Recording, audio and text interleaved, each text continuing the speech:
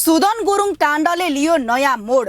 तानिए कान्तिपुरका मालिक कैलाश सिरोहिया नै महाबिचौलिया दीपक भट्टका पार्टनर नै रहेको खुलासा। प्रमाण नै भयो छताछुल्ल।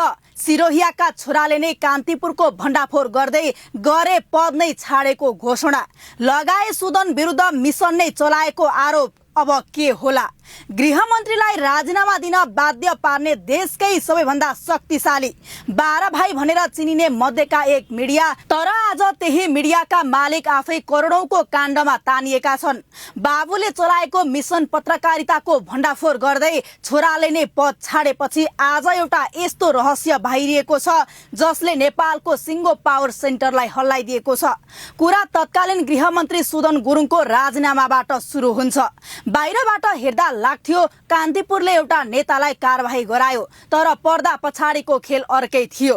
जसलाई कान्तिपुरले निरन्तर महाबिचौलिया भनेर लेखिरह्यो तिनै दीपक भट्टसँग कान्तिपुरका मालिक कैलाश सिरोहियाको भित्री पार्टनरसिप रहेको तथ्य अब छताछुल्ल भएको छ।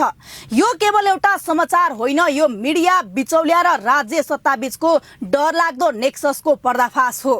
तथ्यहरू आफै बोल्छन्। सिआइबीले हिमालयन रिइन्स्योरेन्सका अध्यक्ष शेखर गोल्छालाई ठगी आरोपमा पक्राउ गरिसकेको छ।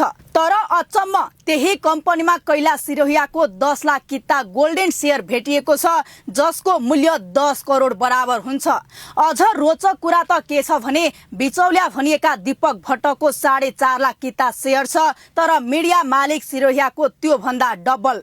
कोरोनाले देश ठप्प भएको बेला तत्कालीन केपी शर्मा ओलीको सरकारको पालामा 1 अर्ब घुस बुझाएर यो कम्पनीको लाइसेन्स हत्याइएको रिपोर्टिङ त्यति बेलै भएको थियो। 100 रुपैयाँको शेयर 1900 भन्दा बढीमा बेचेर जनताको अरबौं लुटिएको थियो। यो किन महत्त्वपूर्ण छ त? किनकि यो तपाईं हाम्रो विश्वासमाथिको खेलवाड हो। जसले सुशासनको चर्को कुरा गर्दै अखबारका पाना रंगाउँछन् उनीहरू नै भित्रभित्रै राज्यको ढुकुटी लुट्ने बिचौलियाहरूसँग एउटै टेबलमा बसेर शेयर बाँडफाँड गरिरहेका छन्। आम नागरिकले तिरेको पैसा कसरी रातारात पावर ब्रोकरको खल्तीमा पुग्छ भन्ने यो जिउँदो प्रमाण हो।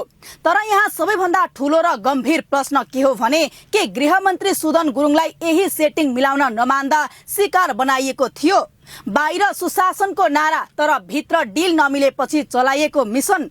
यो कुरा अरू कसैले होइन, कान्तिपुरकै प्रबन्ध निर्देशक अर्थात् कैलाश सिरोहियाका आफ्नै छोरा सम्भव सिरोहियाले प्रमाणित गरिदिएका छन्। उनले बाबुले चलाएको मिसन पत्रकारिताको विरोध गर्दै आफूले विश्वास नगरेको पत्रकारिताको नेतृत्व गर्न नसक्ने घोषणा सहित राजीनामा दिए।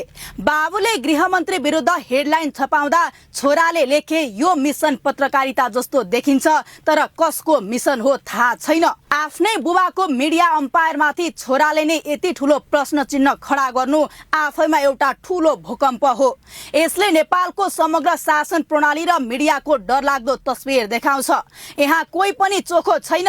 राजनीतिज्ञलाई गाली गरेर आफूलाई हिरो देखाउने पर्दा पछाडिका खेलाडीहरू आफै कति ठूलो सिन्डिकेट चलाइरहेका छन् भन्ने आज छर्लङ्ग भएको छ। राज्य सत्ता, व्यापार र मिडिया जब एउटै स्वार्थमा मिसिन्छन् तब सुशासन केवल एउटा भ्रम बन्छ। गोल्छा पक्राउ परे, गुरुङले राजीनामा दिए, तर 10 करोडको गोल्डन शेयर होल्ड गर्ने मिडिया मालिकमाथि सिआइबीले हात हाल्न सक्छ कि सक्दैन?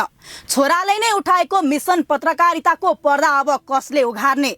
प्रश्न सत्तालाई मात्र होइन, प्रश्न अब चौथो अङ्गलाई पनि सोध्ने बेला आएको छ। विचार गर्नुस्, तपाईले पढिरहेको समाचार साँच्चैको समाचार हो कि कसैको मिसन पूरा गर्ने हतियार?